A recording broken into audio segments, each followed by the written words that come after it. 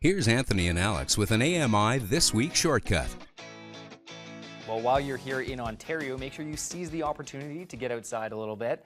And speaking of which, have you had a chance to check out the Toronto Transit Commission's brand new streetcars? I have not, but I understand they're huge. They absolutely are. They are 100 feet long and can hold up to 200 people. But most importantly, they are fully accessible. So I've heard, and not only fully accessible for wheelchair users, but also have several other features that make them easier to use for all people with disabilities. That's right, and to showcase some of these features, the TTC partnered with the CNIB and held a vehicle exploration day at the Leslie Barnes streetcar facility. There, passengers from the blind and partially sighted community had the chance to learn about the newest addition to the fleet and get some first-hand experience on board. And of course, you were there, right, Anthony? I sure was. Roll it. When white cane user Sue Vale learned the TTC was hosting a streetcar exploration day, she jumped at the opportunity to take part. I wanted to know what the new vehicles were going to be like, and I really wanted to know if they'd made some changes that were going to be of benefit. Well, there are some issues that I have about finding accessible seats that have been a difficulty for me. I go on a subway and I'm not sure if it's at that door, if it's 2 doors over. I'm not sure where, quote unquote, my seats are.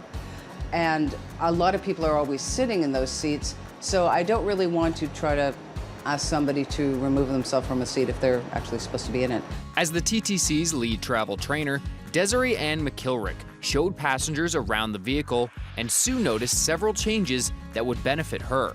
The new streetcars have accessible seating at all 4 entry points, but most of the accessible features can be found in Module 2, including a ramp to help people with mobility devices access the vehicle and an intercom system that allows a passenger to tell the streetcar operator about problems. I'm having some problem with my cane. I'll be back there in a minute to help you. Thank you. As the tour rolled along, Desiree Ann highlighted several other accessibility features. Another thing to be mindful of is if a customer is traveling up and down the vehicle, there is a slope towards the door. I noticed that. So for some it could be good and some it could be not, because you may not be expecting it if you don't know about it. But it's a tactile indicator that you are approaching a door, as it's a decline in surface. Sue was intrigued and gave it a try. Now I'm getting used to the slope. Okay. Yeah. Oh, okay. Being able to explore these streetcars breeds familiarity, and familiarity breeds confidence. And that was certainly the case for Sue.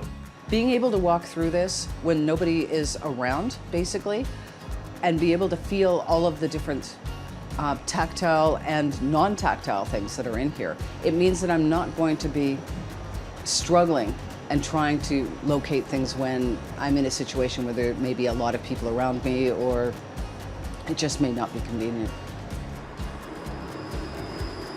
Ashlyn O'Hara from the TTC knows events like these are important as they roll out more of these vehicles.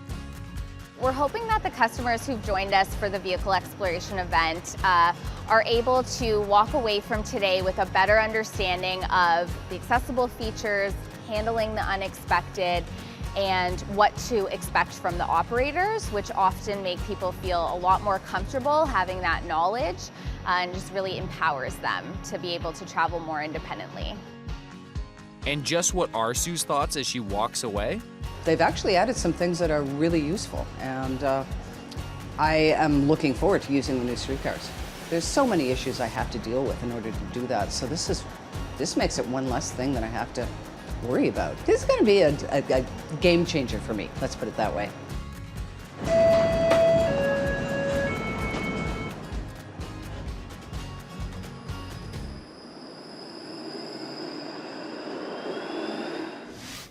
Pretty cool initiative by the Toronto Transit Commission, and honestly, the streetcars are even nicer than I imagined. Really impressive, right? And the TTC plans to have more exploration days in the future.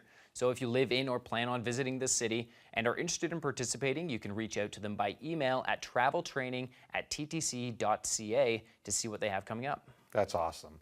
Now, what stood out to you about the new Streetcars? You know what, I really like the tactile features, but also I really like the fact that you can board on any door and pay with Presto. It really speeds up the boarding process. Now, you can also purchase tickets on board, can't you? Absolutely, there are 2 different locations where you can do that, which is far more convenient for everybody. It's also worth noting that the TTC has 78 of these cars in daily service, and eventually they will replace all the other streetcars in the fleet.